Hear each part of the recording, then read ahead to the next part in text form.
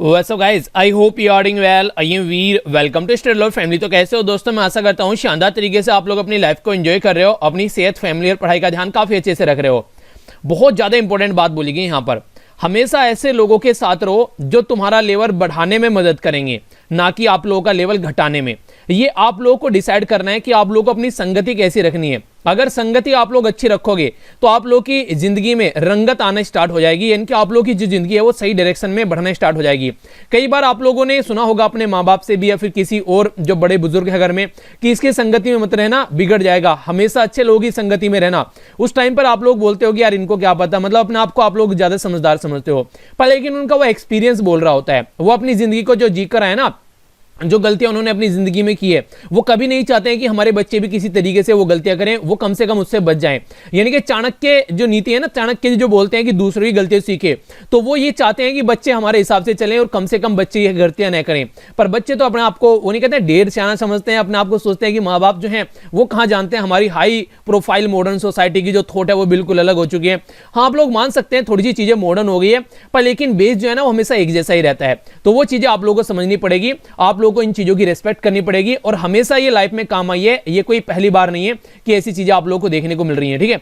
तो इसलिए कोशिश करो कि अपने सपनों पर फोकस करो। एक कमेंट पढ़ रहा था यहां पर, हमारी फैमिली मेंबर के द्वारा एक कमेंट किया गया, इनके द्वारा बोला गया कि रात में 3 बजे तक जीएफ बीएफ से बात करने से लाख गुना अच्छा है कि सुबह 4 बजे उठकर अपने सपनों के लिए मेहनत करो, क्योंकि अंत में करियर ही काम आने वाला है। ये बिल्कुल सही बात है। अगर आप लोग इन सब चक्करों में भी पड़े हुए हो, जब आप लोगों का करियर बनाने का टाइम है, तो जब आप लोगों का करियर बनाने का टाइम निकल जाएगा, फिर ये चीजें भी आप लोगों को बुरी लगने लगेगी, आप लोगों की समझ में नहीं आएगा क्या करना है क्या नहीं करना है। एक बड़ी इंटरेस्टिंग सी बात मुझे याद आ रही है। एक यंग टीचर थे, जब मैं पढ़ रहा था तो वो क्लास में आए तो सब बच्चे उनको देखकर हंसने लगे और बोलने लगे कि यार ये तो हमारे जैसा, ये हमको क्या पढ़ाएगा। तो उसने बड़ी शानदार सी एक बात बोली थी जो आज भी मुझे याद है। बोला कि बेटा आज बिना किसी रीजन के हंस रहे हो, मुझे देखकर हंस रहे हो ना बिना किसी रीजन के कि हाँ ये यंग सा टीचर आ गया पढ़ाने के लिए, पर लेकिन एक टाइम ऐसा आएगा अगर ऐसी हरकतें चलती रही कि जहां हंसने वाली चीज होगी वहां भी नहीं हंसोगे तुम, ठीक है, अगर यही हरकतें चलती रही। तो ये बात बहुत ही गहरे वाली बात थी वहां पर उस टाइम पर। यानी कि लाइफ में अपने आप को सीरियस रखिए थोड़ा सा, खासकर करियर को लेकर, वहां पर चीजों को लेकर आप लोग हल्के में मत लीजिए, वरना लाइफ में जहां हंसने का टाइम होगा, एंजॉय करने का टाइम होगा, वो एंजॉय नहीं करोगे, उस टाइम पर रोगे कि यार काश उस टाइम पर ये चीजें कर ली होती। तो लाइफ में काश शब्द लगाने से हमेशा बचिए। ओके, आज का जो आप लोगों का मैप बेस्ड क्वेश्चन है, ये समोसी जाकर इसको मैप में नहीं हारेगा कहां पर ये लोकेटेड है। बाकी काफी कुछ शानदार डिस्कस करेंगे आज के द हिंदू न्यूज़पेपर में। तो आइए देख लेते हैं कौन से आर्टिकल आज हम लोग को डिस्कस करने हैं। एक एक कर यहां पर आर्टिकल के ऊपर नजर डालते हैं। लेक्चर की पीडीएफ आप लोगों को यहां पर प्रोवाइड करा दूंगा। कल आप लोग की जो नैनो वाली वीडियो थी वो काफी लेट हो गई, तो कुछ दिक्कतें चल रही हैं यार साथ में, इसलिए थोड़ी सी ये चीजें हो रही हैं। एक तो आप लोग का पेन यूज नहीं हो पा रहा है, उसका भी रीजन यही है। इसी के साथ में जो चीजें चल रही हैं यहाँ पर, अभी कुछ दिक्कत हो रखी है एक्चुअली थोड़ी सी, साथ में 1-2 दिन में बताता हूँ आप लोगों को। कई सारे बच्चे तो पता नहीं क्या क्या बातें बोल रहे हैं नीचे, सर ये हो गया वो हो गया। चलिए कल आप लोगों को बताता हूँ एक्चुअली क्या हो गया। कल तक थोड़ी सी चीजें और सही भी हो जाएंगी, तो आप लोगों को बताऊंगा और दिखाऊंगा भी क्या चीजें हो गई हैं। तो यहाँ पर अभी फिलहाल जो है ये पीडीएफ मैंने प्रोवाइड नहीं कराई, क्योंकि कल पूरे दिन बाहर रहना पड़ गया मुझे, और रात को आप लोगों की नैनो मैगजीन 9 बजे आई, ठीक है। तो वो आप लोग देख लीजिएगा, वीडियो जरूर आएगी चाहे कुछ भी हो मेरे साथ में, आप लोग उसकी टेंशन मत लीजिए। बस हाँ ये है कि थोड़ा नीचे ऊपर नीचे हो जाती हैं, तो उसका थोड़ा सा आप लोग एडजस्ट कर लीजिएगा, ठीक है। तो आइए नजर डालते हैं यहाँ पर आर्टिकल्स के ऊपर। पहले वाला जो आर्टिकल है काफी इंपॉर्टेंट आर्टिकल है, यहाँ पर जो रीजनल कॉम्प्रिहेंसिव इकोनॉमिक पार्टनरशिप के बारे में बात कर रहे हैं, तो अच्छे से डिटेल में आर्टिकल को हम लोग यहाँ पर डिस्कस करेंगे। ये नीचे वाला आर्टिकल आप लोगों को बताया, बिहार के चीफ मिनिस्टर यहाँ पर नए जो चीफ मिनिस्टर बन गए हैं फिर से, तो यहाँ पर ये कार्टून भी अब की बार यही दिखा रहा है। आप लोग देखिए यहाँ पर ये कार्टून है, यहाँ पर आप लोगों ने महाभारत देखा होगा, तो महाभारत में भीष्म पितामह को जो तीर की सैया पर लेटाया गया था, तो यहाँ पर तीर की सैया पर लेटाया जा रहा है एक तरीके से नीतीश कुमार को, क्योंकि जो ये टाइम ड्यूरेशन इनका रहने वाला है ना, ये बहुत ही टफ रहने वाला है। एक होता है इंसान की अपने हिसाब से अपनी जिंदगी को जिए, एक होता है दूसरे के हिसाब से जिंदगी को जिए। तो अब जो इनका टाइम ड्यूरेशन आएगा वो दूसरे के हिसाब से इनको जीना पड़ेगा, तो इसलिए काफी टफ रहने वाला है। तो आप लोग इसमें 40 से 50 शब्द आप लोग लिख सकते हैं इस पर्टिकुलर इमेज को देखकर। ये एक तरीके से पिक्चर परसेप्शन टेस्ट आप लोग का हो जाएगा, जो आप लोग एनडीए सीडीएस जब आप लोग एसएसबी देने जाते हैं ना, वहां पर पिक्चर परसेप्शन टेस्ट आता है, तो उसके हिसाब से आप लोग इसमें कुछ शब्द लिखने की कोशिश जरूर कीजिएगा, और आंसर राइटिंग में भी आप लोगों को हेल्प मिलने लगेगी जब आप लोग चीजों की आदत बनाना स्टार्ट कर देते हैं। तो ठीक है, तो ये है इसके बारे में। नीचे यहां पर जो ये आर्टिकल है बेसिकली आज के डेट में जो टेक्नोलॉजी का यूज है सोसाइटी में वो कैसे बढ़ता जा रहा है और हमारी कंट्री की जो पॉलिसीज हैं वो ऐसी की ऐसी हैं, वो चेंज नहीं हो रही है, तो उसके बारे में बात कर रहा है। तो आर्टिकल के ऊपर यहां पर नजर डालेंगे। इसी के साथ में यहां पर आंध्र प्रदेश की 3 कैपिटल बन रही है, तो राइटर जो है उससे खुश नहीं है, बोल रहे हैं कि 3 कैपिटल सही नहीं है। तो कौन कौन सी कैपिटल है, थोड़ा सा एक ओवरव्यू आप लोगों को दे दूंगा आंध्र प्रदेश के बारे में, ताकि फ्यूचर में अगर क्वेश्चन बने तो आप लोग समझ सकें। और खासकर जो न्यू मेंबर होते हैं, मैं आप लोगों को हमेशा बोलता हूं जो न्यू मेंबर होता है वो कमेंट बॉक्स में जरूर लिखा कीजिए कि वो न्यू मेंबर है, 1-2 दिन से अभी जुड़ा है, ताकि उसी हिसाब से फिर मैं लेक्चर में भी थोड़ा सा रिवीजन का पोर्शन बढ़ाता रहूं। ठीक है, यहां पर जो ये साइड वाला आर्टिकल है जो फीमेल का पार्टिसिपेशन है वर्कफोर्स में, उसके बारे में बात की जा रही है, तो इस आर्टिकल के ऊपर भी हम लोग नजर डालेंगे। और ये जर्नलिस्ट के बारे में आर्टिकल है, ठीक है, तो इसको भी हम लोग देखेंगे। और बाकी ये जो आर्टिकल है अभी आप लोगों को पता है इंडिया और जो पाकिस्तान के बीच में झड़प चल रही है उसको लेकर आर्टिकल लिखा गया। पास्ट में पुलवामा और बालाकोट जो स्ट्राइक यहां पर चली थी उन सब के बारे में बात की जा रही है कि हाँ उनको एक्सेप्ट किया जा रहा है। उस टाइम पर तो सब उनको इग्नोर कर रहे थे कि ऐसा कुछ नहीं हुआ है, पर अब यहां पर इनको एक्सेप्ट करना स्टार्ट कर दिया। उनको पता चल गया कि हाँ रियलिटी में उस टाइम पर चीजें हुई थी, वरना हमारी कंट्री कई सारे तो पॉलिटिशियन एक्सेप्ट करने के लिए तैयार नहीं थे उस टाइम पर। हमारी कंट्री के लोग, हमारी ही कंट्री की जो गवर्नमेंट है उसके ऊपर क्वेश्चन मार्क उठा रहे, तो बाहर के तो क्या ना करे उसमें। तो देखिए पॉलिटिक्स अपनी जगह है, राजनीति सब अपनी जगह है, उसको एंजॉय कीजिए, पर लेकिन जब देश को एक साथ जुट रहने की जरूरत है, कम से कम उस टाइम पर हम लोग को साथ में रहना चाहिए, वो तो काफी जरूरी है। ठीक है, तो उस टाइम पर भी अगर अलग है तो फिर देखिए फिर तो वही बात होगी, घर में मेंबर है 4-5 और चारों पांचों मेंबर एक दूसरे से चिढ़ते हैं, तो वो घर कभी आगे नहीं बढ़ेगा। एक दूसरे की रिस्पेक्ट करें और चीजों को आगे लेकर चलें, उस घर का कभी कोई कुछ नहीं बिगाड़ सकता है। तो ये आप लोग ऐसे समझ सकते हैं। ठीक है, आइए अब आर्टिकल्स देखते हैं। यहां पर सबसे पहले इंपॉर्टेंट आर्टिकल मैं आप लोगों से डिस्कस करूंगा और इसके लिए आप लोगों के सामने क्वेश्चन भी है जो आप लोगों को अटेम्प्ट करना है। यहां पर ये जो बेसिकली बात कर रहे हैं रीजनल कॉम्प्रिहेंसिव इकोनॉमिक पार्टनरशिप के बारे में बात कर रहे हैं, तो ये हर लेवल पर क्वेश्चन बन सकता है आप लोगों से। ठीक है, आप लोगों से स्टार्टिंग में प्रीलिम्स से क्वेश्चन पूछा जा सकता है, फिर मेंस में इंटरव्यू में भी आप लोगों से पूछा जा सकता है। आपको क्या लगता है कि आरसीईपी इंडिया को ज्वाइन करना चाहिए, नहीं ज्वाइन करना चाहिए? तो ये सारी बातें मैं यहां पर इस आर्टिकल में डिस्कस करने वाला हूं। ठीक है, तो इसके बारे में बात की जा रही है कि तो फाइनल एग्रीमेंट अभी आरसीईपी का आया है, जो वेरियस इश्यू इंडिया के द्वारा उठाए गए थे वो सारे लगभग सोल्व कर दिए गए हैं उसके अंदर। तो इंडिया को अब थोड़ा सा ब्रॉड प्रोस्पेक्टिव अपना रखना चाहिए। एक तरीके से इंडिया को जो प्रोटेक्शनिज्म है ना कि हाँ अपने अपने बारे में सोचना है, अपनी कंट्री के बारे में बस फोकस रखना है, उसको छोड़कर एक ग्लोबल मुद्दे को आगे लेकर चलना चाहिए। तो इस तरीके से यहां पर इसको बोला गया है। तो इसके ऊपर आप लोग कमेंट कीजिए, पूरा आर्टिकल मैं आप लोगों से डिस्कस करूंगा, तब आप लोग चीजों को समझ पाएंगे। सबसे पहले समझिए यहां पर बात क्या है। अभी यहां पर रीजनल कॉम्प्रिहेंसिव इकोनॉमिक पार्टनरशिप के बारे में हम लोग बात करने वाले हैं। आखिर कौन कौन सी कंट्री इसके अंदर मेंबर हैं, तो आप लोग वो समझिए, तब आप लोग चीजों को अच्छे से समझ पाएंगे। यहां पर इसमें टोटल मिलाकर आसियान की कंट्री है 10 आसियान मेंबर हैं और प्लस 6 मेंबर और थे इसमें, पर लेकिन 6 मेंबर में से एक मेंबर था इंडिया, वो यहां से बाहर निकल गया। इंडिया बाहर क्यों निकला वो बाद में बताऊंगा, पहले आप लोग ये समझिए आसियान कंट्री कौन कौन सी। यहां पर आसियान कंट्री के बारे में अगर मैं बात करूं, क्वेश्चन बन सकता है एग्जाम में, जैसे आप लोगों ने G20 का देखा, डायरेक्ट क्वेश्चन पूछ लिया गया, 4 कंट्री के नाम दे दिए, बोला G20 में कौन सी कंट्री यहां पर इनमें से G20 कंट्री है, तो आप लोगों से डायरेक्ट क्वेश्चन बन जाता है। हो सकता है आने वाले टाइम में आसियान का कुछ क्वेश्चन पूछा जाए और पहले पूछा जा चुका है। तो आसियान के अंदर टोटल मिलाकर 10 मेंबर हैं। 10 मेंबर हैं। इसको 8 अगस्त 1967 में बैंकॉक डिक्लेरेशन के थ्रू बनाया गया था थाईलैंड के अंदर में। स्टार्टिंग में इसमें इंडोनेशिया, मलेशिया, फिलीपीन, सिंगापुर और थाईलैंड, जो कि आप लोग यहां पर दिख रहे हैं, ये मेंबर थे। बाद में चल के ब्रुनई ऐड हो गया 1984 में, वियतनाम ऐड हो गया 1995 में, लाओस और म्यांमार ऐड हो गया 1997 में और कंबोडिया ऐड हो गया 1999 में। तो टोटल मिलाकर ये 10 मेंबर हैं आसियान के, जो कि यहां पर मिलकर काम कर रहे हैं रीजनल कॉम्प्रिहेंसिव इकोनॉमिक पार्टनरशिप के। तो 10 मेंबर यहां पर हो गए। बाकी के 6 मेंबर कौन से, जो 16 मेंबर थे यहां पर, बाकी के 6 मेंबर याद रखने का सबसे आसान तरीका है, इंडिया और चाइना थे, दूसरा साउथ कोरिया और जापान थे, तीसरा ऑस्ट्रेलिया और न्यूजीलैंड थे। यानी कि ग्रुप में देख लीजिएगा इनको, ऑस्ट्रेलिया और न्यूजीलैंड यहां पर हो गया। ठीक है, इसी के साथ में आप लोग देखिए यहां पर जापान और साउथ कोरिया यहां पर हो गया और इंडिया और चाइना यहां पर हो गया। तो इंडिया ने यहां से कल्टी मार ली, इंडिया यहां से निकल गया ये 2019 में। रीजन क्या था? रीजन उसके कई सारे थे, अभी वीडियो के एंड में आप लोगों को बताऊंगा इंडिया किन किन मुद्दों को लेकर बात कर रहा था। पर लेकिन जब इंडिया इसका पार्ट था उस टाइम पर काफी सारी चीजें इसमें अच्छे लेवल पर चल रही थी। कहीं ना कहीं रीजनल कॉम्प्रिहेंसिव इकोनॉमिक पार्टनरशिप को फॉर्मली लॉन्च किया गया था 2012 में और 2019 में इंडिया बाहर निकला। यानी कि लगभग मोटे मोटे तौर पर बात करूं तो 7 साल इंडिया इसका पार्ट बना रहा और इसी के साथ में 3.4 बिलियन पॉपुलेशन थी यहां पर और 49.5 ट्रिलियन अप्रोक्सीमेट यहां पर जो एक तरीके से जो जीडीपी थी वो यहां पर ये प्रेजेंट कर रहे थे। तो रीजनल कॉम्प्रिहेंसिव इकोनॉमिक पार्टनरशिप जो था वर्ल्ड का सबसे बड़ा एक ब्लॉक माना जा रहा था इकोनॉमी के पॉइंट ऑफ से, अगर आप लोग इसको पॉपुलेशन के पॉइंट ऑफ से भी अगर आप लोग इसको देखते हैं तो। ठीक है, तो यहां पर अगर मैं आप लोगों से बात करता हूं तो मेगा ट्रेड ब्लॉक यहां पर जो आप लोगों को देखने को मिलते हैं रीजनल कॉम्प्रिहेंसिव इकोनॉमिक पार्टनरशिप का, उसके बारे में हम लोग बात कर रहे हैं। तो इंडिया जो है इसको छोड़कर जब चला गया था यहां पर 2019 में, अब इंडिया को यहां पर इसका अगर पार्ट बनना है, 4 नवंबर 2019 में इंडिया ने इससे बाहर निकल लिया था, तो इसको फिर से इंडिया को एज ए मेंबर के लिए रीअप्लाई यहां पर करना पड़ेगा। तो इंडिया के लिए ओपन कर रखे इन्होंने अभी यहां पर एक तरीके से जो इसके द्वार है कि इंडिया आकर इसको ज्वाइन कर सकता है।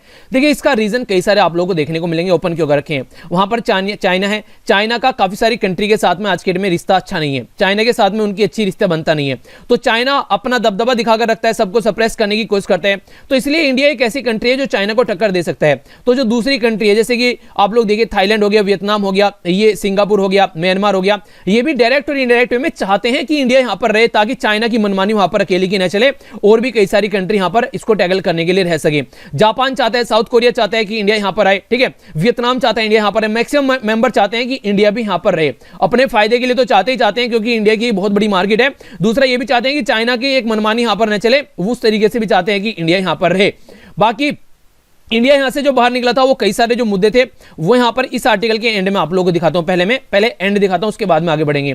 इंडिया ने बोला था कि रूल ऑफ ओरिजिन वाला मुद्दा आप लोग इसमें रखिए, यानी कि चाइना के अंदर अगर कोई प्रोडक्ट बन रहा है आज के डेट में, तो चाइना के साथ में हमारा फ्री ट्रेड एग्रीमेंट नहीं है, तो मान लीजिए चाइना वो प्रोडक्ट नेपाल को बेच रहा है, ठीक है, और नेपाल से फिर हमारी कंट्री में वो प्रोडक्ट आ रहे हैं, तो ये एक तरीके से इनडायरेक्ट रूट में हमारी कंट्री में प्रोडक्ट आ रहे हैं, और वो इतने सस्ते हैं कि हमारी कंट्री में जो प्रोडक्ट बनाए जा रहे हैं उनसे भी सस्ते मार्केट में बेचे जा रहे हैं। तो इंडिया ने बोला कि उन प्रोडक्ट पर प्रतिबंध लगाओ, उसमें रूल ऑफ ओरिजिन रखो आप लोग, यानी जिस कंट्री से बनकर वो आ रहे हैं, यानी कि चाइना ने किसी और को बेच दिया और उसके थ्रू हमारी कंट्री में आ रहे हैं, तो ये सही तरीका नहीं है, इससे हमारी कंट्री को नुकसान पहुंचेगा।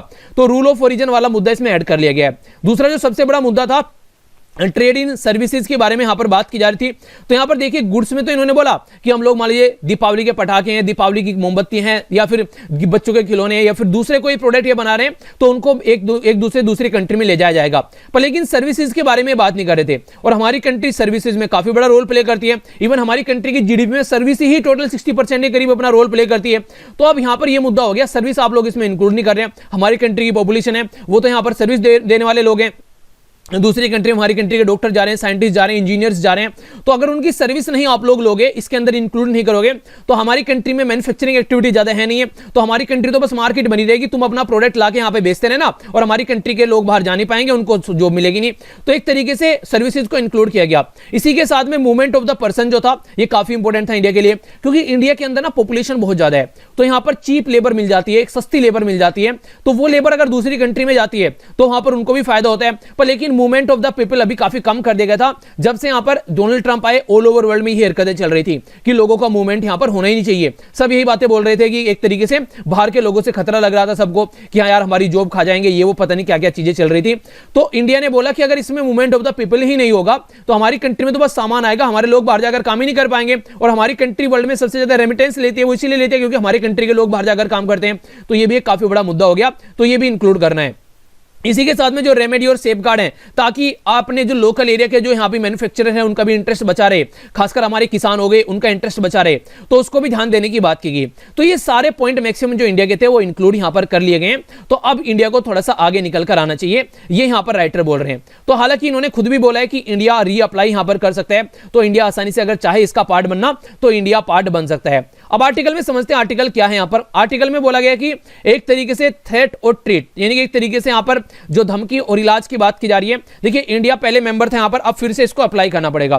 तो एक तो आप लोग ये देखिए कि पहले यहाँ पर मेंबर था, निकल गया, अब फिर से अप्लाई करना पड़ेगा, तो एक प्रोसीजर के थ्रू जाना पड़ेगा। तो 37th जो मीटिंग हुई है इसमें ये फाइनल सबमिट अभी जो आसियान की यहाँ पर जो देखने को मिली, तो इसमें यहां पर अभी इसका फाइनल एक कंपोनेंट निकल के आया, रीजनल कॉम्प्रिहेंसिव इकोनॉमिक पार्टनरशिप का।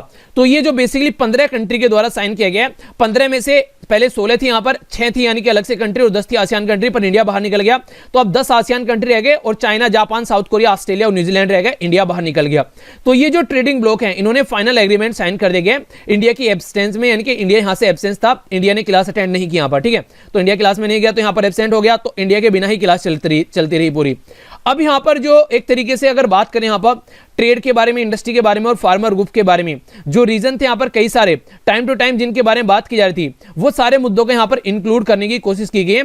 खासकर इन्हीं मुद्दों पर यहां पर इंडिया जो था इससे बाहर निकलकर आया था। तो अब यहां पर राइटर एक दूसरा एंगल भी बता रहे हैं। राइटर ये बोले कि उस टाइम पर इंडिया बाहर निकल गया, उस टाइम पर कोविड-19 नहीं था, आज के डेट में कोविड-19 है। इंडिया बाहर क्यों निकला? इंडिया बाहर नहीं निकला यार, चलो यूरोप और जो यूएसए जैसी कंट्री है उनके साथ में अपना व्यापार करेंगे और कंट्री का एक तरीके से अच्छा सॉल्यूशन लेकर हम लोग आगे बढ़ेंगे। पर लेकिन अब क्या देखने को मिल रहा है, अब यहां पर ये देखने को मिल रहा है कि ये जो कंट्री है जिनके बारे में हम लोग बात कर रहे हैं, यूरोप और यूएसए, कोविड-19 ने कमर तोड़ दी इन कंट्री की। अब आज की डेट में खुद अपनी कंट्री में सैंक्शन लगा रहे हैं, बार बार लॉकडाउन लगा रहे हैं और बाहर की कंट्री की जो चीजें हैं उनको अंदर नहीं आने दे रहे हैं। तो अब इंडिया के पास में एक अच्छी अपॉर्चुनिटी है यहां पर आज के डेट में। अगर आप लोग बात करें, China, south Korea, Vietnam, Australia, New Zealand, ये सारे ग्रुप के साथ में मिलकर आ गए और अपनी कंट्री की जो खस्ता हालत है गिरती हुई उसको सुधारे। तो पहला तो कोविड-19 वेस्टर्न वर्ल्ड यानी कि यूरोप और यूएसए में यहां पर ढंग से काम नहीं करने दे रहे हैं, और दूसरे यहां पर आप लोगों को पता है ब्रिटेन जो है यूरोपियन यूनियन से बाहर निकल रहे हैं। तो एक तरीके से यहां पर भी एक दिक्कत देखने को मिल रही है कि यहां पर अलग से इनके अंदर और यहां पर एक अलग माहौल बन रहा है इसके बाहर निकलने से। तो इसलिए भी यहां पर इंडिया के लिए भी थोड़ा टफ रहेगा, और अभी कोई ऐसी डील भी नहीं है इंडिया की यूरोपियन यूनियन के साथ में। तो हमको ये चीजें थोड़ी समझनी पड़ेगी, क्योंकि हमारे लिए रीजनल कॉम्प्रिहेंसिव इकोनॉमिक पार्टनरशिप जो है वो एक अच्छी डील है। खासकर इस टाइम पर अगर हम लोग मुद्दे की बात करें तो हमको इसके बारे में थोड़ा सोचना चाहिए, क्योंकि जिन मुद्दों पर हम लोग बाहर निकले थे उनका भी सॉल्यूशन निकाल दिया गया, तो फिर अब आगे कैसे लेकर चलने हैं। तो रीजनल कॉम्प्रिहेंसिव इकोनॉमिक पार्टनरशिप के बारे में जब बात करते हैं तो आज के डेट में 30% जो ग्लोबल जीडीपी है वो देखने को मिलती है यहां पर, और वर्ल्ड में थर्ड पॉपुलेशन आज के डेट में इनके यहां पर है, इनके चाइना पार्ट है यहां पर। तो वर्ल्ड की ऑल ओवर वर्ल्ड की 1/3 पॉपुलेशन आज के डेट में इनके पास में है। तो ये सारी चीजें अगर आप लोग देखें तो इंक्लूसिव डेवलपमेंट, जॉब क्रिएशन और इसी के साथ में रीजनल सप्लाई चेन यहां पर बढ़ जाएगी अच्छे लेवल पर अगर मिलकर काम करोगे तो। और एक दूसरे के साथ में जब इकोनॉमिक इंटरेस्ट यहां पर बढ़ेगा तो एक दूसरे के साथ में जो दिक्कतें होती है उनको भी साइड में करोगे, क्योंकि इकोनॉमी के लिए एक दूसरे के साथ में कनेक्ट हो गए। और सबसे बड़ी बात तो यहां पर यह है जो कंट्री यहां पर जुड़ी हुई है, जैसे वियतनाम हो गया आज के डेट में, अगर आप लोग बात करते हैं फिलीपीन हो गया या आसपास वाली दूसरी कंट्री हो गया, जापान हो गया, इनके सबके चाइना के साथ में कोई ना कोई इशू है, कहीं ट्रेड को लेकर इशू है तो कहीं बाउंड्री को लेकर इशू है, पर फिर भी वो चाइना के साथ में मिलकर काम कर रहे हैं। तो आखिर हम लोग चाइना के साथ में मिलकर काम क्यों नहीं कर सकते अपने फायदे के लिए? तो अपने फायदे के लिए कम से कम म्यूचुअल बेनिफिट के लिए यहां पर हम लोग काम कर सकते हैं। तो ट्रेड के लिए, अपनी कंट्री में जॉब क्रिएशन के लिए हम लोग काम कर सकते हैं। तो उसी के बारे में राइटर यहां पर ये बोल रहे हैं कि इंडिया भी यहां पर उस तरीके से लेकर चले अपने मुद्दे को जैसे दूसरी कंट्री लेकर चल रही है। आखिर हम क्यों इससे बाहर भाग रहे हैं?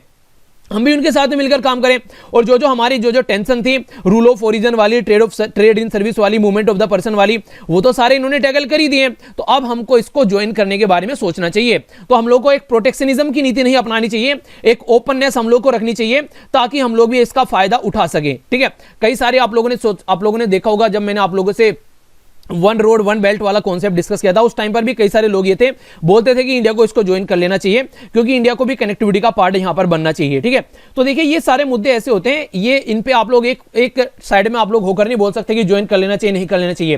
पहले एनालिसिस करना होता है कि भैया ये सही है, ये गलत है, ऐसा करने से ऐसा हो जाएगा, वैसा करने से वैसा हो जाएगा। तो उस टाइम पर आप लोग काम करना चाहिए किन किन एरिया में क्या क्या नेगेटिव इंपैक्ट पड़ सकता है। हो सकता है कुछ नेगेटिव इंपैक्ट पड़ो, पर लेकिन अगर पॉजिटिव ज्यादा हो तो ज्वाइन कर लेना चाहिए, पर लेकिन अगर नेगेटिव इतने हो गए हो कि पॉजिटिव से कम है तो फिर ज्वाइन बिल्कुल नहीं करना चाहिए।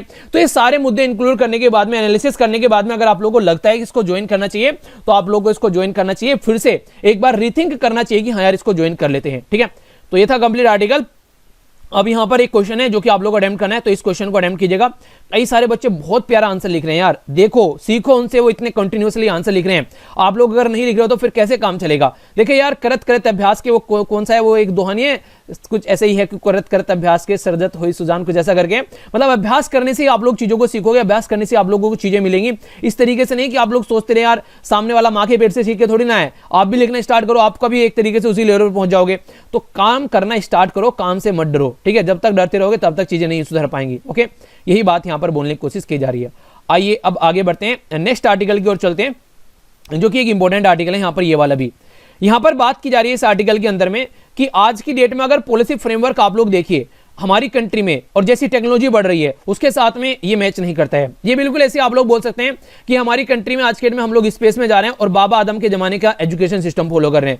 बिल्कुल ऐसे ही टेक्नोलॉजी हमारी कंट्री में रैपिड तरीके से बढ़ती जा रही है। कहीं हम लोग ड्रोन यूज कर रहे हैं, कहीं हम लोग आज के डेट में कैसे कैसे सिस्टम यूज करें, ठीक है, नई नई टेक्नोलॉजी आ रही है, आर्टिफिशियल इंटेलिजेंस यूज करें, पर लेकिन हमारी कंट्री के जो रूल और रेगुलेशन है ना वो अब तक पुराने ही चल रहे हैं। तो इसलिए बोला गया कि जो टेक्नोलॉजी इतने शानदार तरीके से बढ़ रही है, पर लेकिन आज की डेट में हम लोग जिस तरीके से हमारी कंट्री में जो चीजें हैं वो हम लोग उस लेवल पर नहीं चल पा रहे हैं।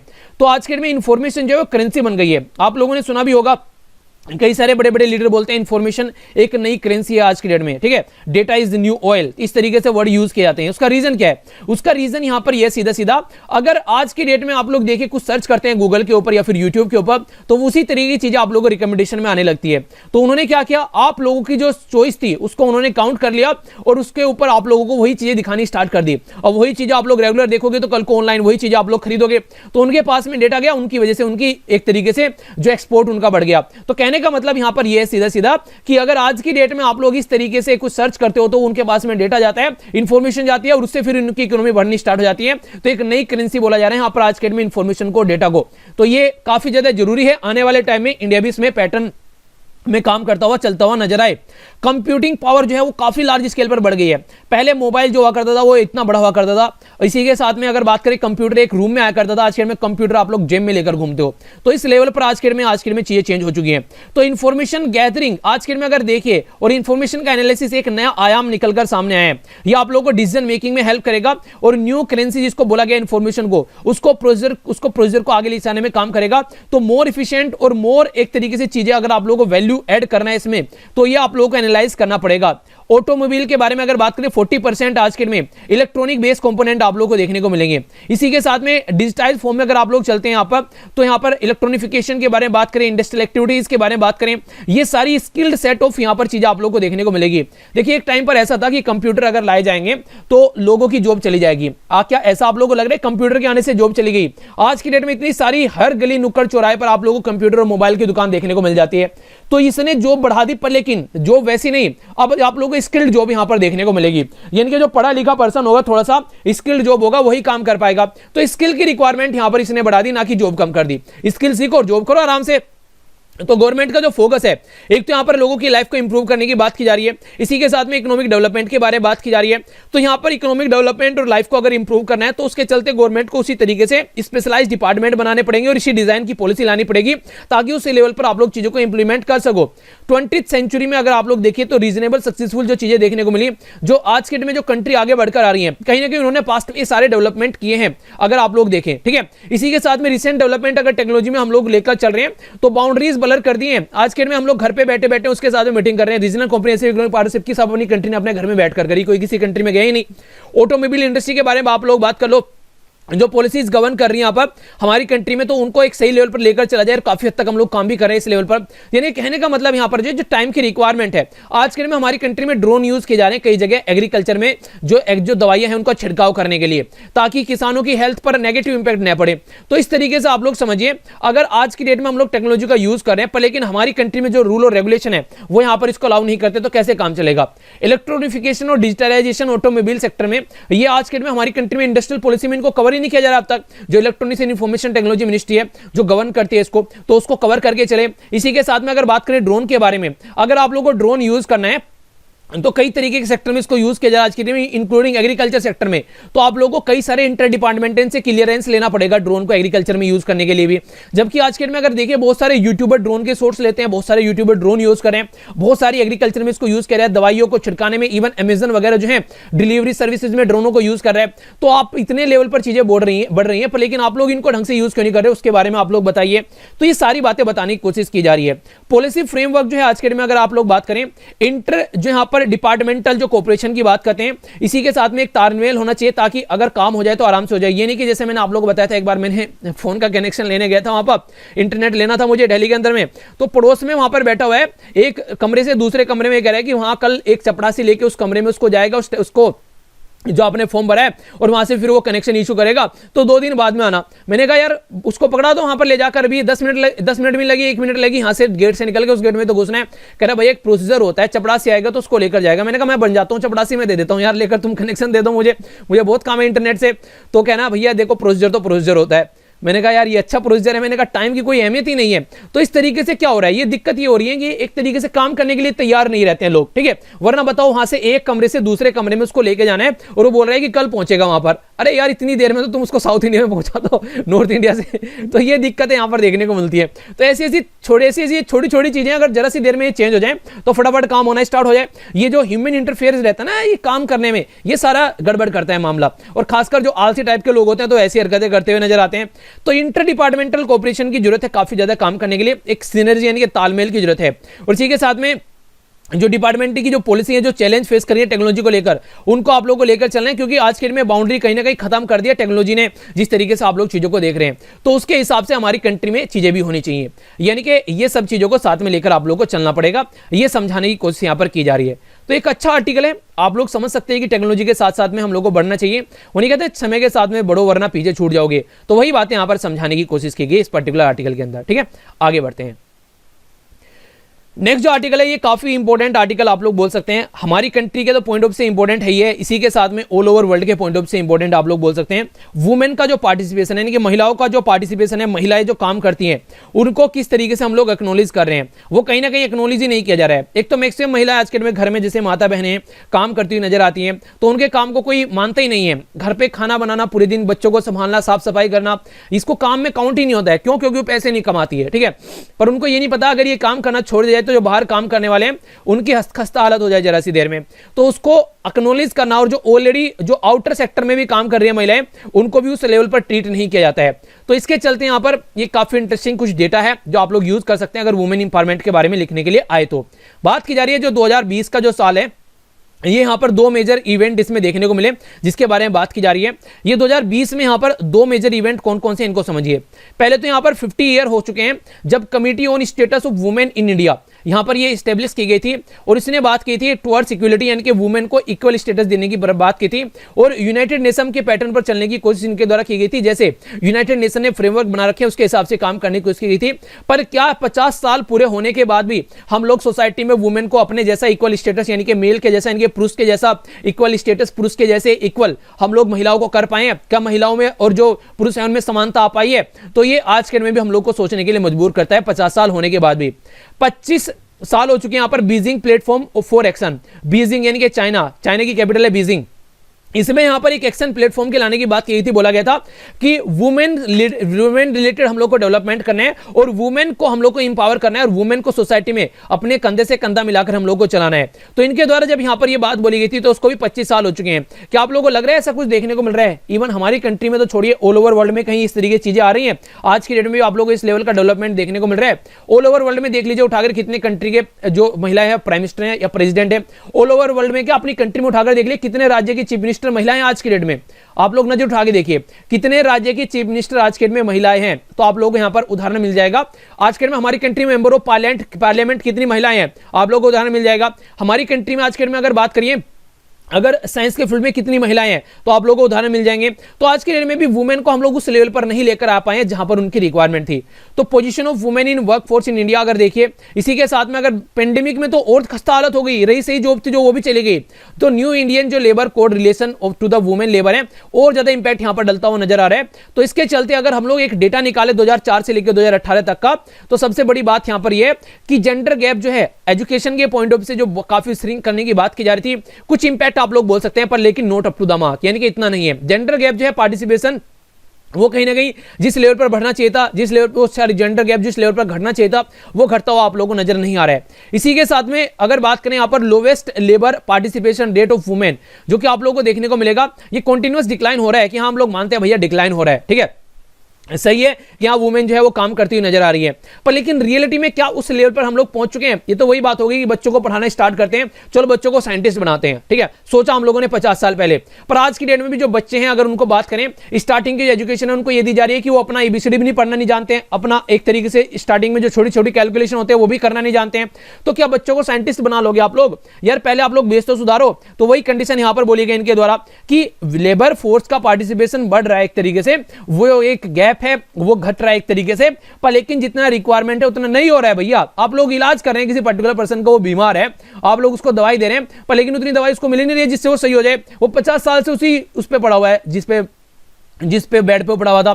तो क्या सही कर रहे हैं आप लोग, सही दवाई दे रहे हैं? हाँ भैया दवाई तो चल रही है, इंप्रूवमेंट तो है हाथ में। पहले इसकी बॉडी का पार्ट नहीं था, पैर हिल रहे हैं। 50 साल में पैर हिलाए बस आप लोगों ने, आगे 50 साल में तो उसकी जिंदगी खत्म हो जाएगी। और अगर वो उस टाइम पर 10-12 साल का होगा तो बंदा, तो समझिए आप लोग क्या कर रहे हैं। तो वो चीजें यहां पर समझाने की कोशिश की गई। चलना है तो ऐसा नहीं कि बिल्कुल ही रो रो के चल रहे हैं, थोड़ा सा तो स्पीड तो बढ़ाइए। अगर बात करें वर्ल्ड इकोनॉमिक फोरम के ग्लोबल जेंडर गैप की रिपोर्ट के बारे में, तो ये इंपॉर्टेंट क्वेश्चन बन जाता है। इंडिया की जो रैंक है 153 कंट्री में 149 है। देख लीजिए नीचे से टॉप करते करते रह गए, 4 की कसर रह गई।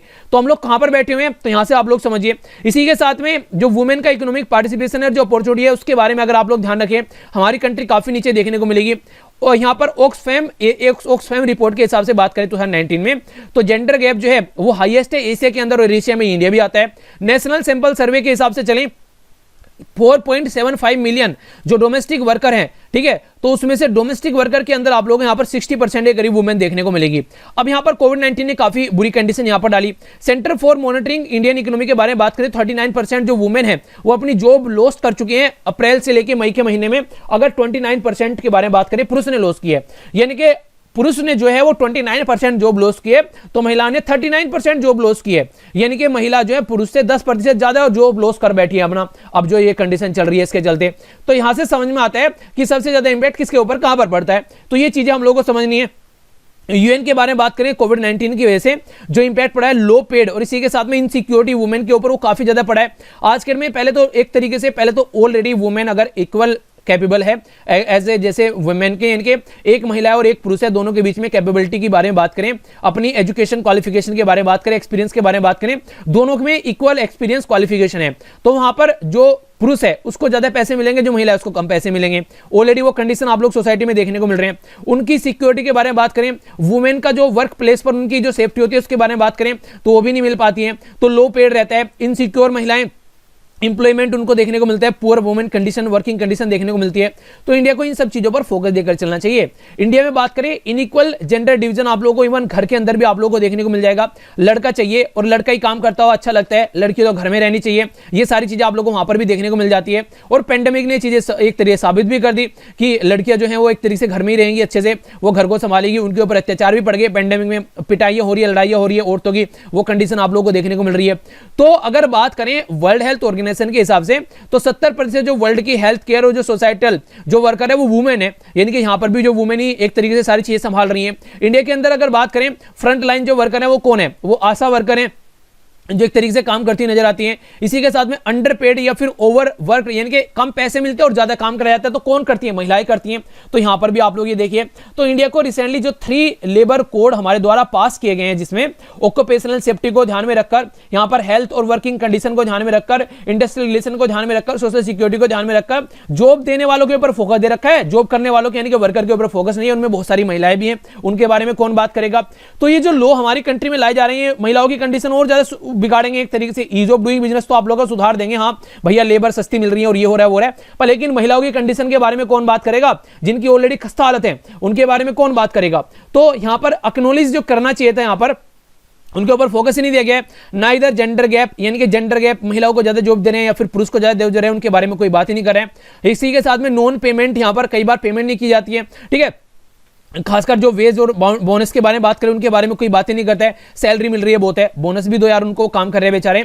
इसी के साथ में इनफॉर्मल जो मोस्टली वुमेन है, आप लोगों ने देखा खेतों में काम करते हुए या फिर कहीं आप लोग रेडी लगाते हुए, ठेले लगाते हुए, सब्जी बेचने वाली मैक्सिमम आप लोगों को महिला नजर आ जाएंगी, ठीक है। उनकी सोशल सिक्योरिटी के बारे में क्या है, उनका इंश्योरेंस कहां से आएगा, उनका प्रोविडेंट फंड के बारे में बात करेगा, उनकी मैटरनिटी बेनिफिट कहां पर है। यानी कि अगर पर्टिकुलर पर्सन, अगर कोई वुमेन कल को प्रेग्नेंट हो जाती है और वो सब्जी बेचती है, ठीक है, अब यहां पर जो गवर्नमेंट के एरिया में काम कर रही है, फिर जो ऑर्गेनाइज सेक्टर में काम कर रही है, उनको तो भैया मैटरनिटी लीव मिल गई। यहां पर अब उन महिलाओं के बारे में कौन बात करेगा। वो तो अगर आज की डेट में प्रेग्नेंट है और वो उसको मान लीजिए 9वां महीना चल रहा है और 5, 7 या 10, 15 दिन बाद उसकी डिलीवरी होने वाली है, वो फिर भी बैठकर सब्जियां बेच रही हैं, क्योंकि अगर नहीं बेचेगी तो शाम को घर में चूल्हा नहीं जलेगा, तो उसके बारे में कौन बात करेगा। तो उनको आप लोगों ने कहीं काउंट ही नहीं किया। और जबकि मैक्सिमम हमारी कंट्री में ऐसी लेबर फोर्स है। इसी के साथ में नाइट शिफ्ट के बारे में बात करें, allow women to the work in night shift पर, लेकिन नाइट शिफ्ट में उनकी सिक्योरिटी के बारे में बात नहीं कर रहे हैं। फोकस देना है, अकाउंटेबिलिटी और रेस्पॉन्सिबिलिटी कौन लेगा अगर कल को कोई गड़बड़ हो जाती है, उसके बारे में कौन बात करेगा। हरासमेंट होता है, सेक्सुअल हरासमेंट होता है वर्क प्लेस पर,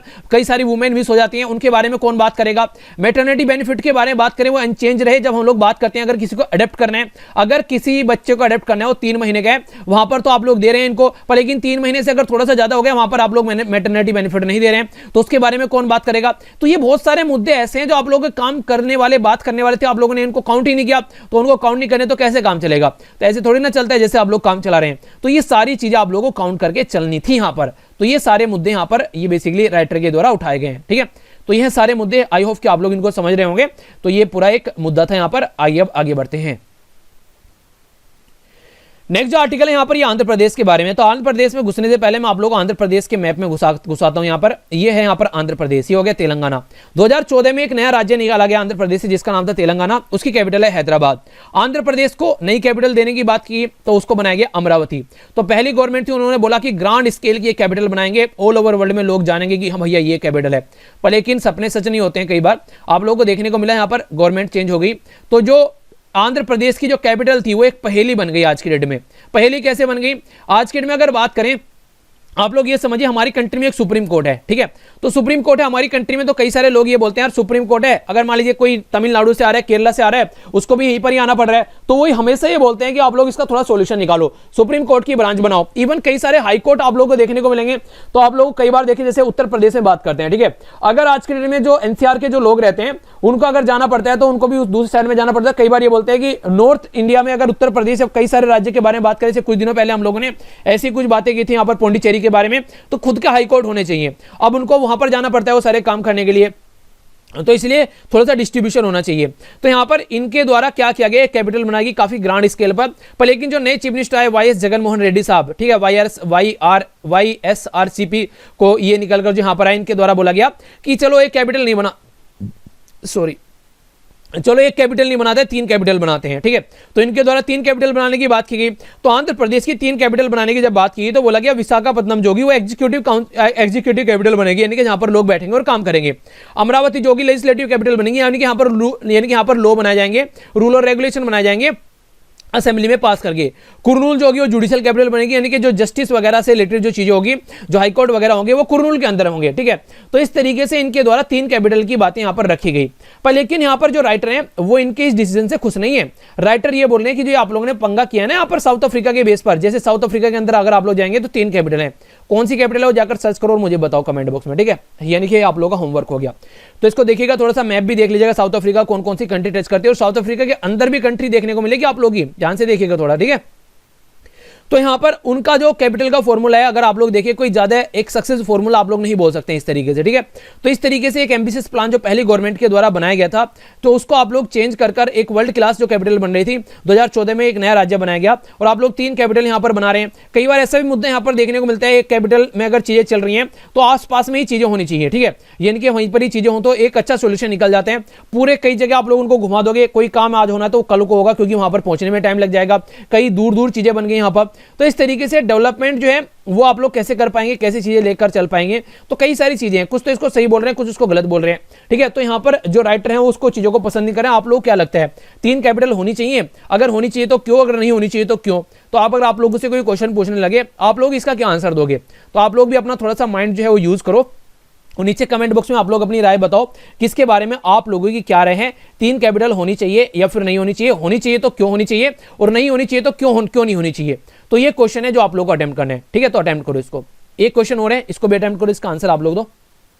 बात की जा रही है ग्रीनलैंड सी के बारे में, बोला जा रहा है ग्रीनलैंड सी जो है वो एक तरीके से यहां पर बॉर्डर है, यहां पर किसके साथ में, ग्रीनलैंड टू द ईस्टर्न, यानी कि ग्रीनलैंड के ईस्ट में आप लोगों को यहां पर ये सी देखने को मिलेगा, यानी कि जो ग्रीनलैंड है उसके ईस्ट साइड में आप लोगों को ये सी देखने को मिलता है। ग्रीनलैंड सी जो है वो ओपन डिफाइन किया जाता है आर्टिक ओशियन के पार्ट, उसको कई बार उसको अटलांटिक ओशन का पार्ट बताया जाता है। यानी कि कुछ लोग कहते हैं ग्रीनलैंड जो है वो आर्टिक ओशन का है, कुछ कहते हैं अटलांटिक ओशन का है। इसी तरीके से जैसे रसिया है, कुछ लोग कहते हैं यूरोप का पोर्शन है, कुछ लोग कहते हैं एशिया का पोर्शन है, तो दोनों ही है। तो इसी तरीके से यहां पर इसके बारे में बात की जा रही है। तो कौन सी स्टेटमेंट करेक्ट है? ए में बोला गया 1, बी में बोला गया 2, सी में बोला गया बोथ, डी में बोला गया नाइदर 1 नो 2। सही आंसर क्या है? ए, बी, सी या फिर डी? इसके लिए मैं आप लोगों को मैप पर लेकर चलता हूं, तो अभी आप लोग अच्छे से अंडरस्टैंड कर पाएंगे। ये इसको थोड़ा सा पहले जूम आउट कर लेते हैं, अपनी कंट्री देखिए आप लोग, तभी इसके साथ में कनेक्ट कर पाएंगे। ठीक है, यह पर्टिकुलर मैप यहाँ पर थोड़ा सा इधर को लेकर चलते हैं, तो ये आपको अपनी कंट्री दिख रही है, अपनी प्यारी कंट्री यहाँ पर हो गई। ठीक है, और इसको अगर आप लोग वहाँ पर लेकर चलिएगा तो अब हम लोग चलेंगे यहाँ पर, ये हो गया। ठीक है, तो थोड़ा सा जूम करते हैं, 1 सेकेंड। अब आप लोग देखिएगा यहाँ पर, ये हो गया ग्रीनलैंड सी। ठीक है, तो यहाँ पर ग्रीनलैंड हो गया यहाँ पर, और ये ग्रीनलैंड सी हो गया यहाँ पर। तो जो ग्रीनलैंड सी है वो ग्रीनलैंड जो आइलैंड है यहाँ पर, इसके ये आप लोगों को वेस्ट में देखने को मिलेगा। ठीक है, तो ये बात है, पर लेकिन यहाँ पर क्या बोला गया, यहाँ पर बोला गया ईस्ट में है, यानी कि फर्स्ट स्टेटमेंट गलत होगी, सेकंड स्टेटमेंट बिल्कुल सही है। कभी तो इसको आर्टिक ओशन का पार्ट बोल देते हैं और कभी इसको अटलांटिक ओशन का पार्ट बोल देते हैं। ठीक है, तो इसको भी आप लोग थोड़ा समझिए। यहाँ पर अगर मैं इसको यहाँ से जूम आउट इसका हटाऊँ यहाँ पर, तो आप लोग देख पाएंगे, ये देखिए। ठीक है, नीचे आप लोगों को अटलांटिक ओशन नजर आएगा, तो इसको अटलांटिक ओशन के पार्ट बोलते हैं, और ऊपर आप लोग को आर्टिक ओशन देखने को मिलेगा। यहाँ पर ये देख सकते हैं ब्लू में आर्टिक ओशन लिखा हुआ है, थोड़ा सा जूम कर देता हूँ, अभी आप लोग देख पाएंगे। ठीक है, वो हो गया आर्टिक ओशन, तो इसलिए इसको आर्टिक ओशन और अटलांटिक ओशन दोनों का पार्ट इसको कई बार बोल देते हैं, तो कंफ्यूजन आप लोगों को नहीं होना है। तो दोनों ही तरीके से यहाँ पर इसको देखा जाता है। तो आंसर इसका क्या हो गया, ए गलत है, बी सही है, यानी कि आंसर इसका बी हो गया, यानी कि 2 ओनली सही है यहाँ पर ये। ठीक है, तो इस तरीके से आप लोगों से कई बार क्वेश्चन पूछे जाते हैं। जो भी क्वेश्चन पूछा जाता है अपनी कंट्री के साथ में कंपेयर कर उसको जरूर देखिए, तभी आप लोग लंबे समय तक इसको याद रख पाएंगे। और इसी तरीके से जैसे मैप आप लोग देखते हैं ना, तो मैप में आसपास वाला रीजन जरूर देखा कीजिए, तभी आप लोग मैप के जो प्रैक्टिस है वो भी आप लोग अच्छे से कर पाएंगे। ओके, बाकी ये था आज का डिस्कशन। अगर यहां तक आप लोगों ने लेक्चर देख लिया है तो अपना फीडबैक दिए बगैर मत जाइएगा। लेक्चर को तभी आप लोगों को लाइक और शेयर करना है अगर पसंद आता है, अगर पसंद नहीं आता तो डिसलाइक करना है और कमेंट बॉक्स में बताना है डिसलाइक क्यों किया है, ताकि उसको आने वाले टाइम में इंप्रूव करके किया जा सके। बाकी मेरे साथ में आप लोग टेलीग्राम पर जरूर कनेक्ट रहिए, सारी चीजें यहाँ पर क्वेश्चन वगैरह भी शेयर किए जाते हैं, इसी के साथ में पीडीएफ सारी मिल जाती है। ट्विटर पर आप लोग डेली मोटिवेशन कोट यहाँ पर देखने को मिलती है, और भी कई सारी जो चीजें मुझे लगती है इंपॉर्टेंट है। इंस्टाग्राम पर मेरे साथ कनेक्ट रह सकते हैं और फेसबुक पर भी मेरे साथ कनेक्ट रह सकते हैं, अगर यहाँ पर आप लोग ऑलरेडी कनेक्ट हैं तो। ठीक है, तो मिलता हूं नेक्स्ट लेक्चर में, सारे लिंक वीडियो के नीचे मिल जाएंगे, आंसर राइटिंग ग्रुप और पेज के भी। ठीक है, तो बड़ों को नमस्ते, छोटों को प्यार, छोटी सी लाइफ एंजॉय करा, तब तक के लिए जय हिंद।